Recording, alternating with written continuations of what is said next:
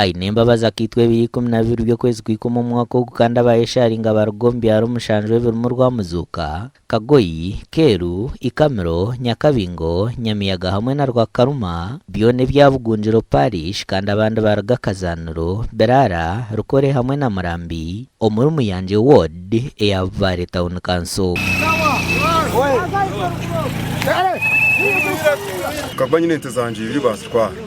imbuzi 11 bazitwara impunisha tubazitwara konka barazi turakwata abo bana tucaba isa polisi baburekura murabo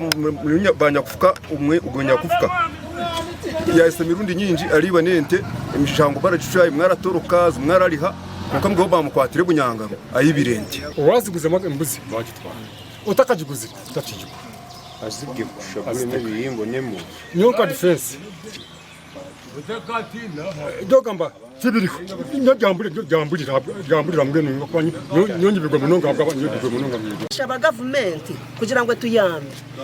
esete zibatuhire ebikwaguzemo bakagira ngene tuyambe ekongere zindi tushube tubone mecho kutunga ahabwo kuba esete zibatuhire ebikwaguze bakagira aba bayigitwa habebembezi batari bamwe na bamwe abayebuza habwe polisi rukwata abantu babo ubwo bari kugeza kurwanisa ubushumo mu cyanga cyabo mwareba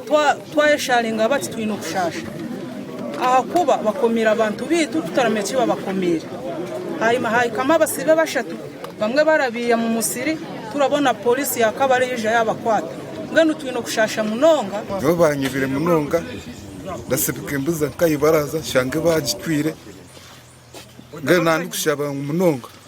bacemana bitu basibire babale kure babasibire busha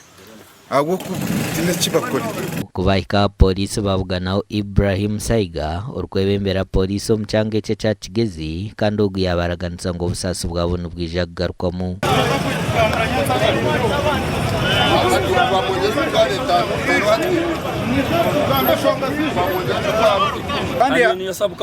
yarize kugamba nabembezi bito mu district na Higomborora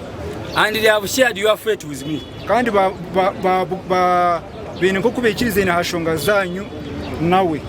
and I promised that I'm going to handle kandi abajetina za kuchimara kizibiri yes I engaged with chairman LC3 ya manyene na chairman wa LC3 and we had reached somewhere kandi bagera ho bahika so but we could not stop you from coming konka yatakaba zibira kuja mu muteshi amakoraga gashakwa job namanya